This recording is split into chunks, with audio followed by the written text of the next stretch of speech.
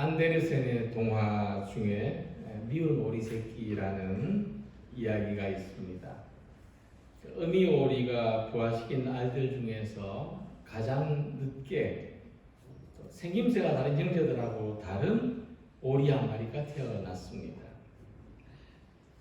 사실은 백조가 낳은 알이 오리 둥지에서 깨어난 겁니다. 아기 오리는 다르게 생긴 외모 때문에 자라는 내내 형제들한테 구박을 받습니다. 그러다가 견디지 못해서 집을 나옵니다.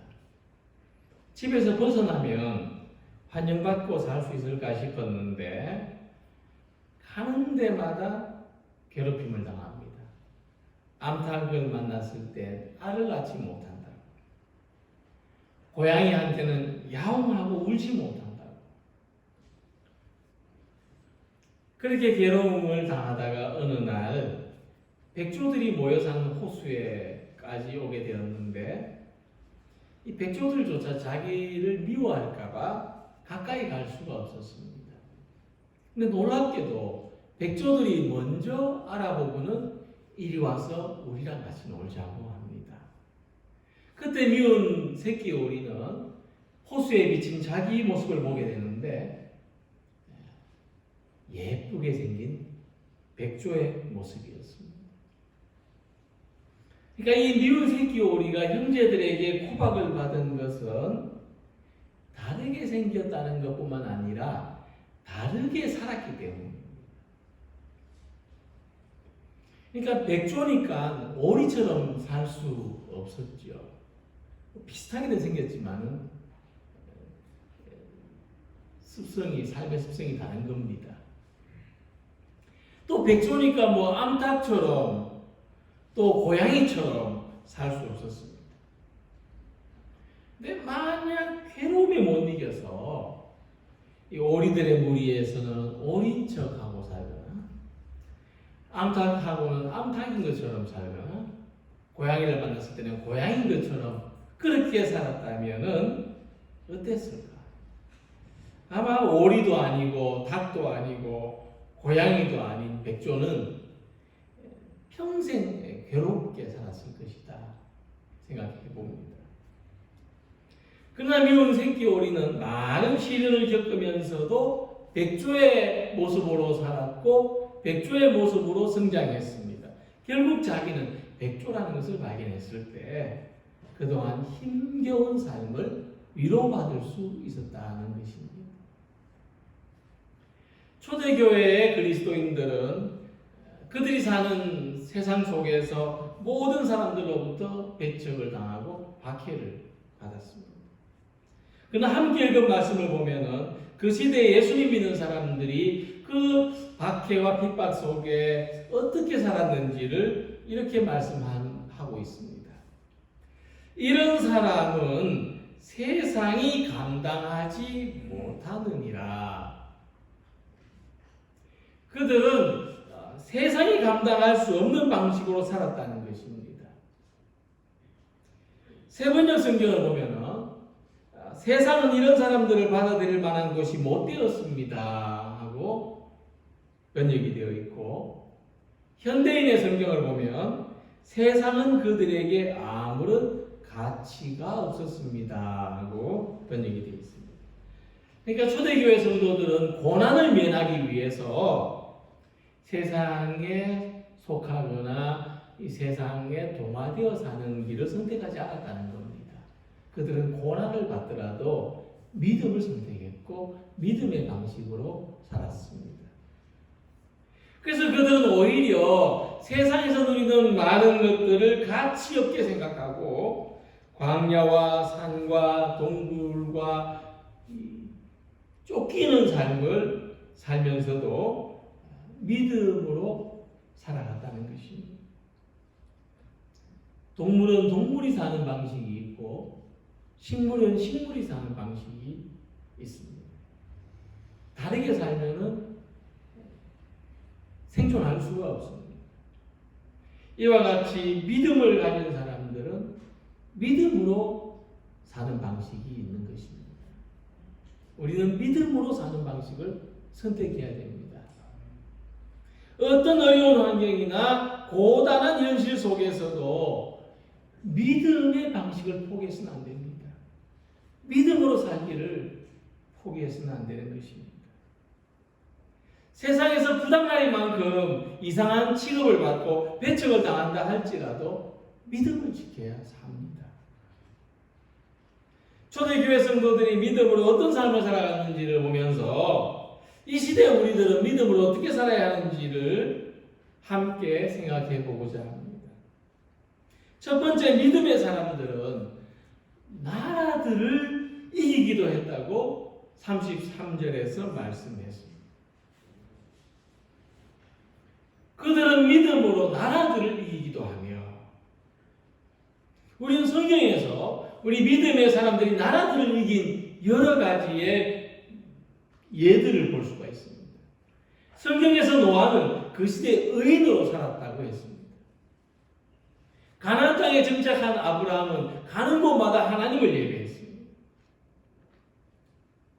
모세는 애굽 나라를 이겼고 여호수아는 가나안을 정복했습니다. 다윗은 골리앗을 넘어뜨렸고 다니엘은 믿음으로 바벨론 나라를 이기며 살았습니다. 본문에서 이 나라들을 이겼다고 하는 이 표현은 로마 제국을 가리키는 것입니다. 당시 로마는 나라들 중에 나라였습니다. 주 100년까지 로마는 유럽을 비롯해서 북아프리카 또 근동, 서남아시아까지 넓은 영토를 다스렸습니다. 로마는 정치적으로도 굉장히 발전되어서 그 시대 다른 나라들은 다 그 왕위를 세습했지만 로마는 민주적인 선거를 통해서 황제를 뽑았습니다. 근데 로마는 국가의 힘을 강화하기 위해서 황제를 신격화했고 황제의 동상을 세워놓고 절을 하도록 했습니다. 그러나 초대교회 성도들은 황제의 숭배를 거부했습니다. 우리는 황제를 숭배할 수 없다. 우리는 황제의 동상에 절할 수 없다. 우리는 하나님 외에는 어떤 대상도 신격화할 수 없다. 그것은 우상을 숭배하는 것이다 라고 했기 때문입니다. 로마 제국, 초대교회 성도들이 믿음을 지키기 위해서 싸워야 했던 나라들은 로마 제국이었습니다. 그 결과로 기독교인들은 로마의 황제가 20명이 바뀔 때까지 300여 년 동안 박해를 받아야 했습니다. 그럼에도 불구하고 믿음의 선진들은 믿음을 포기하지 않았습니다. 나라들과 싸워서 결국 로마는 이겼습니다. 그것이 바로 믿음으로 나라들을 이겼다는 말씀입니다. 우리는 개인의 자유가 법으로 보장되어 있는 사회를 살고 있습니다. 그럼에도 불구하고 나라의 힘, 국가의 권력이 얼마나 막강한지를 경험합니다. 누가 다스리는가? 어떤 나라에 사는가에 따라서 행복의 수준, 삶의 질이 결정됩니다. 그리고 우리는 무엇보다도 이 지상의 나라들 위에 하나님의 나라가 있고 세상의 통치자들 위에 하나님이 다스리시는 것을 믿습니다. 우리는 하나님이 다스리시는 원리로부터 세상의 나라들을 이길 수 있는 힘을 얻습니다. 우리들이 나라를 이길 수 있는 그 힘은 믿음에서부터 오는 것입니다. 말세에는 나라와 나라가 서로 대적할 것이라고 예수님 말씀하셨습니다. 민족이 민족을, 나라가 나라를 대적하여 일어나겠다. 지금 이 세상의 나라들이 어떻게 다스려지고 있는지, 어떤 모양으로 존재하고 있는지 믿음의 눈으로 볼 수 있어야 될 것입니다. 우리도 아는 것처럼 지금 나라들끼리는 서로 대적하여 보이지 않는 전쟁을 하고 있습니다. 이전까지는 뭐 영토 전쟁, 뭐 경제 전쟁을 하다가 이제 보이지 않는 바이러스하고 전쟁을 합니다. 대부분의 나라들이 외부에서 들어오는 것을 막으려고 국경을 닫았습니다. 이것은 형태는 다르지만은 나라가 나라를 대적하는 모습입니다. 앞으로 나라들은 물론이고 사람들도 이렇게 교류나 접촉을 최대한 피하는 방식으로 살아갈 것이라고 전망합니다. 이것이 코로나의 영향입니다. 그런데 세계적인 역사학자 유발 하라리라는 사람이 아주 의미 있는 말을 했습니다. 전염병의 위기를 극복할 수 있는 길은 서로 단절하는 방법이 아니라 나라들끼리의 협조를 통해서만 가능하다는 겁니다. 이게 역사학자의 통찰입니다. 인류의 역사를 살펴보니까 그랬더라는 겁니다. 이 우리나라만큼은 지켜야 되겠다는 이 이기적인 행동은 결국 더 큰 혼란을 가져오고 위기를 가져올 수밖에 없다는 겁니다.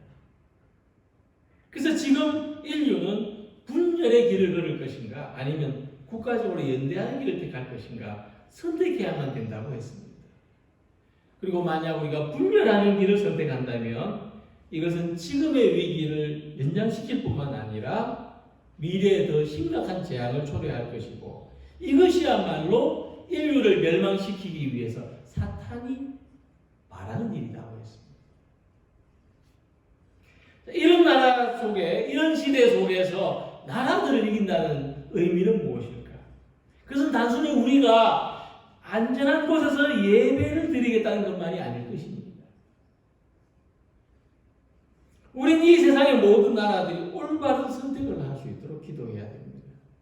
세계 모든 나라들이 국가적인 이기주의나 정치적인 이기주의를 벗어날 수 있도록 서로 싸우지 않고 함께 살아가는 길을 선택할 수 있도록 나라들 간에 신뢰하고 협력할 수 있도록 모든 나라들이 국경을 넘어서 인류애적인 사랑을 실천할 수 있도록 아울러 우리나라가 세계적인 평화를 기여하고 재난을 극복하는 일에 한 몫을 할 수 있도록 기도해야 될 것입니다.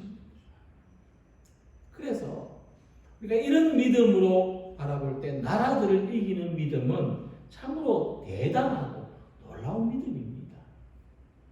우리가 가진 믿음의 힘은 단순히 핍박을 이겨내는 힘이 아니라 그 가운데에서도 하나님의 다스리심, 예수님의 사랑을 인정하고 고백하고 그렇게 살아가는 믿음입니다. 우리는 자꾸 힘없는 사람들이지만 세상을 위해서 기도합니다. 우리는 모든 사람들의 평안과 회복을 위해서 살아갑니다. 그런 그리스도인들이 되시기를 소망합니다. 세상이 구원받고 세상이 복된 길로 나아가는 이 믿음의 비전을 가지고 살아가는 우리 모두가 되시기를 소망합니다. 두 번째로 그들은 믿음으로 의를 행하였다고 했습니다. 의라고 하는 것은 하나님이 우리에게 요구하시는 삶의 수준입니다. 물론 사람의 수준에서 자기 수준에서 의로운 일을 하는 것도 대단한 겁니다. 사람이 생각으로만 의롭게 살 수 있는 것이 아니고 어떤 보편적인 양심도 있어야 되고 또 사회적인 가치관을 존중해야만 의롭게 살 수가 있습니다. 그런데 믿음으로 의를 행한다는 것은 사람의 생각으로 올바른 것을 행하는 것만이 아니라 하나님의 수준으로까지 올라가는 겁니다. 믿음으로 의를 행하려면 보편적인 양심이 있어야 되고 또 사회적인 가치관도 가져야 되고 그리고 거기에다가 하나님을 향한 믿음이 있어야만 되는 것입니다. 대부분의 사람들은 세상적인 의를 행하기에도 부족합니다. 그냥 양심적으로, 그냥 사회적으로 가치 있다고 생각하는 것을 같이 추구하면서 살기에도 부족합니다. 그래서 그래서 우리가 사회적으로 의로운 일을 향한 사람은 포상을 하고 또 보상도 합니다. 그렇다면 이 하나님의 수준에서 의를 행한다는 것은 얼마나 더 어려운 일이겠습니까? 근데 놀랍게도 우리 믿는 사람들은 하나님의 의를 행하는 사람들이라고 하는 겁니다. 우리는 하나님의 의를 행하는 믿음을 가졌다는 겁니다. 자, 그래서 바울은 이것을 믿음의 의와 율법의 의라는 말로 풀이했습니다. 사람의 수준에서 의로운 일을 하는 것은 율법의 의라면 하나님의 수준에서 의로운 일을 하는 것은 믿음의 의라고 하는 것입니다. 우리는 율법으로 의롭게 된 사람이 아니라 믿음으로 의롭게 된 사람입니다. 이 율법의 의하고 믿음의 의가 뭐가 다르냐면은 하나님에 대한 지식이 다른 겁니다. 하나님의 의를 아는 사람은 더 이상 자기의 의를 붙잡고 살지 않는다는 겁니다. 하나님을 알기 때문에. 하나님에 대한 지식이 있기 때문입니다. 예를 들어서 동생하고 형이 서로 자기가 옳다고 싸웁니다. 그러다가 부모 앞에 서게 되는 것이 하나님의 의라고 합니다. 둘이 싸우다가 부모 앞에 서는 게 하나님의 의입니다. 실제로 누가 더 잘했는지 누가 더 못했는지 차이는 있을 겁니다만 부모는 서로 싸운 둘을 모두 용서합니다. 그래서 부모 앞에서는 네가 잘했냐 내가 잘했냐 무의미한 겁니다. 세상에서 핍박을 받는 사람들이 할 수 있는 것은 이 핍박을 피해서 도망다니고 숨는 것 외에는 없습니다. 그러나 믿음의 사람들은 고난을 받으면서도 도망다니고 숨으면서도 하나님이 기뻐하시는 일을 하려고 했습니다. 그들은 가해자들을 원망하기보다 축복했습니다. 고난받으면서 서로 아끼고 위로하고 나누는 삶을 살았습니다.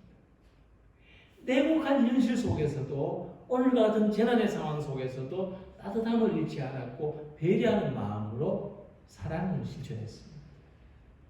이런 일들이 세상에서는 어리석은 모습일지는 모르지만 위험한 일일 수도 있습니다만은 하나님 보시기에는 의로운 모습이었다는 것입니다.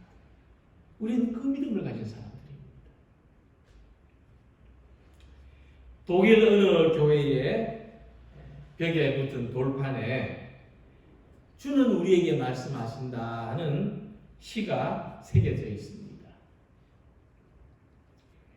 너희는 나를 주라 부르면서 따르지 않고 너희는 나를 빛이라 부르면서 우러러보지 않고 너희는 나를 길이라 부르면서 따라 걷지 않고 너희는 나를 생명이라 부르면서 의지하지 않고 너희는 나를 존귀하다 하면서 섬기지 않고 너희는 나를 강하다 하면서 존경하지 않고 너희는 나를 의롭다 하면서 두려워하지 않으니 그런즉 너희를 꾸짖을 때에 나를 탓하지 말라. 주님은 우리에게 이렇게 말씀하신다 하는 것입니다. 그러니까 우리가 이 시를 생각해 볼 때도 내가 가진 힘으로는 하나님과 바른 관계를 맺기가 참 어렵습니다. 우리가 알고는 있지만 그렇게 살지 못합니다. 그래서 우리는 나의 의와 나의 행위로서가 아니라 예수님을 믿는 믿음으로 하나님의 의롭다 하심을 받습니다. 그러니까 우리는 주님 앞에서 우리는 믿는 대로 살지 못하는 부족한 사람입니다 하고 고백할 수밖에 없지만 그럼에도 불구하고 하나님은 우리를 의롭다고 도와주신다는 겁니다. 예수님이시라면 어떻게 하셨을까 생각하고 그 믿음에 따라서 그 삶을 실천하도록 우리는 한 걸음 한 걸음 나아갑니다. 그래서 우리가 앞으로 믿음 생활을 하는 것은 이전보다 더 많은 포기를 해야 되고 더 많은 양보를 해야 되고 더 많은 결단을 해야 되는 일인지도 모릅니다. 우리는 앞으로 믿음 생활할 때 예배를 드릴 때는 더 많은 정성을 쏟아야 되고 전도를 할 때 더 많은 노력을 해야 되고 교회에서 봉사를 하려고 할 때 더 많은 헌신을 해야 될 수 있습니다. 이런 일들을 생각하면 참 앞으로 교회가 어떻게 될까? 앞으로 믿음 생활을 어떻게 할까? 염려되기도 하지만 그러나 우리는 의를 행하는 믿음을 가졌습니다. 우리가 자기의 믿음에 충실한 삶을 살아간다면 우리는 이런 의를 능히 행할 것입니다. 하나님이 기뻐하시는 일들을 찾아서 할 것입니다. 의를 위하여 고난도 감당할 수 있을 것입니다. 하나님이 기뻐하시는 일이라면 실천할 수 있을 것입니다. 그래서 우리는 각자의 자리가 어렵고 힘든 곳이라 할지라도 하나님의 수준을 생각하고 하나님이 기뻐하시는 삶을 선택하며 살아가는 우리 성도들이 되시기를 소망합니다. 그리고 세 번째, 믿음의 사람들은 약속을 받기도 했다고 했습니다. 그들이 받은 약속이 뭘까? 믿음의 사람들이 어떤 약속을 받았을까? 그것은 구원의 약속을 가리킵니다. 그들은 하나님의 구원을 믿었기 때문에 고난과 박해를 겪으면서도 믿음으로 살아갈 수 있었습니다. 하나님의 구원은 예수님 오시기 전과 오신 후와 좀 다른 모습이 있습니다. 차이가 있습니다. 예수님이 오시기 전에 하나님의 구원은 현실적인 보상을 받는 겁니다. 믿음으로 고난을 당한 만큼 땅이든지 자손이든지 재산이든지 현실적으로 더 많은 보상을 주시겠다는 것이 하나님의 약속입니다. 그래서 아브라함은 하나님의 약속을 의지하여서 부모와 친척의 그 고향을 떠나서 하나님이 지시하시는 곳으로 갈 수 있었습니다. 그렇다면 예수님이 오신 이후에 하나님의 약속은 무엇인가? 그것은 땅에서도 복을 받지만은 물론 하늘에서도 복을 받는 사람이 될 것이라는 약속입니다. 나와 복음을 위하여 집이나 형제나 자매나 어머니나 아버지나 자식이나 전토를 벌인 자는 현세에 있어 집과 형제와 자매와 어머니와 자식과 전토를 100배나 받되 박해를 겸하여 받고 내세에 영생을 받지 못할 자가 없느니라. 그러니까 예수님 오신 이후에 하나님의 약속은 땅에 기름진 것뿐만 아니라 하늘에 신령한 것으로 이어지고 있습니다. 그래서 그들은 지금 받는 고난이 장차 다가올 영광과 좋게 비교할 수 없다는 것을 알고 그것을 믿고 광야와 동굴과 산속에서도 믿음을 지키며 살아가는 것입니다. 우리의 약속이 이 세상의 것만 아니라 영원한 세상에도 이어진다는 것을 믿었습니다. 그래서 지금 우리에게는 우리가 지금 겪는 고난보다도 더 나은 것을 주시는 하나님의 약속이 있습니다. 우리가 어떤 삶을 살고 있든지 우리의 믿음 안에는 지금 내가 겪는 것보다 더 나은 것을 주시는 하나님의 약속에 대한 믿음이 있다고 하는 것입니다. 이 약속을 믿는 믿음이 우리에게 얼마나 힘이 되는지 33절부터 37절에 이렇게 말씀하고 있습니다. 사자들의 입을 막기도 하며 불의 세력을 멸하기도 하며 칼날을 피하기도 하며 연약한 가운데서 강하게 되기도 하며 전쟁에 용감하게 되어 이방 사람들의 진을 물리치기도 하며 여자들은 자기의 죽은 자들을 부활로 받아들이기도 하며 또 어떤 이들은 더 좋은 부활을 얻고자 하여 심한 고문을 받되 구차히 풀려나기를 원하지 아니하였습니다. 또 어떤 이들은 조롱과 채찍질뿐 아니라 결박과 옥에 갇히는 시험도 받았으며 돌로 치는 것과 톱으로 캐는 것과 시험과 칼로 죽임을 당하고 양과 염소의 가죽을 입고 유리하며 궁핍과 환난과 학대를 받았으니 하나님의 약속을 믿는 믿음이 이런 놀라운 일들을 감당할 수 있는 사람이 되겠다는 것입니다.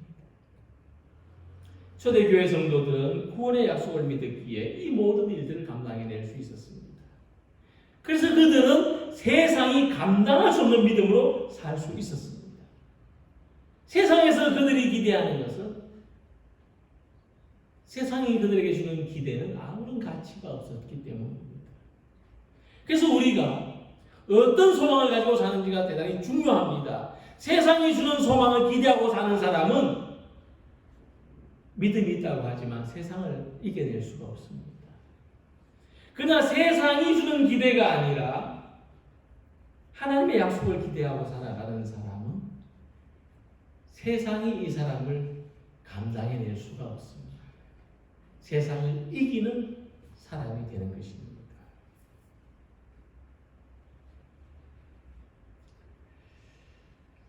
하나님 우리들이 이 세상에서 기대하는 것보다 더 나은 구원의 소망을 주십니다. 그래서 우리 앞에 수많은 사람들이 있었습니다만은 우리가 아니면 그들로 온전함을 이루지 못하게 하려 하셨다고 했습니다.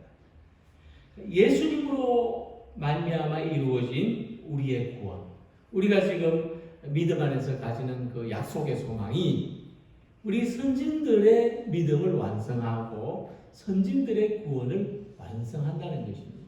이게 무슨 뜻이냐면요, 우리 믿음은 이런 점에서는 릴레이 경주하고 같습니다. 우리 앞에 달린 사람들이 있었죠. 아브라함부터 시작할까요? 아브라함, 이삭, 야곱. 그 안에 수많은 믿음의 사람들이 우리 앞에 믿음의 경주를 달려갔습니다. 그리고 그 다음에 우리가 서 있죠. 또 우리 뒤에도 또 달려가려고 서 있는 사람이 있을 것입니다만 어쨌든 지금은 내 차례입니다. 지금은 우리의 차례죠. 릴레이 경주를 할 때 앞에서 아무리 잘 달려도 아브라함이 아무리 잘 달리고 이삭이 아무리 잘 달리고 야곱이 아무리 잘 달려도 내가 넘어지면 경주에서 승리할 수 없습니다. 마지막 주자가 끝까지 잘 달림으로써 완전한 승리를 거두는 것입니다. 그래서 우리는 이 시대에 믿음의 마지막 경주자라는 사명을 가지고 살아가야 합니다. 내가 포기만 하지 않으면 넘어지더라도 다시 일어날 수 있다면 내가 믿음으로 끝까지 견디고 살아간다. 우리를 통해서 우리 앞선 믿음의 선진들이 온전하게 된다 하는 것입니다. 그래서 우리는 믿음으로 사는 것밖에는 다른 삶을 선택할 수 없습니다. 믿음으로 사는 동안 우리가 겪는 고난, 시련, 어려움, 또한 더한 노력들, 이런 모든 것들은 오히려 우리가 믿음의 사람들이라는 것을 보증해 줍니다. 우리는 이 믿음으로 나라들을 이기고 세상 나라들 속에 하나님 나라의 의를 이루며 살아갈 수 있습니다. 우리는 이 믿음으로 하나님이 기뻐하시는 수준의 의를 행할 수 있습니다. 이 믿음으로 끝까지 승리할 수 있습니다. 오늘 이 시대 속에서 믿음으로 살아가는 우리 모두가 되기를 원합니다. 세상을 이기는 믿음, 문제를 이기는 믿음, 고난과 유혹을 이기는 믿음, 우리 자신의 약함을 이기는 믿음으로 승리하는 모든 성도들이 되시기를 주님의 이름으로 기원합니다. 기도드립니다.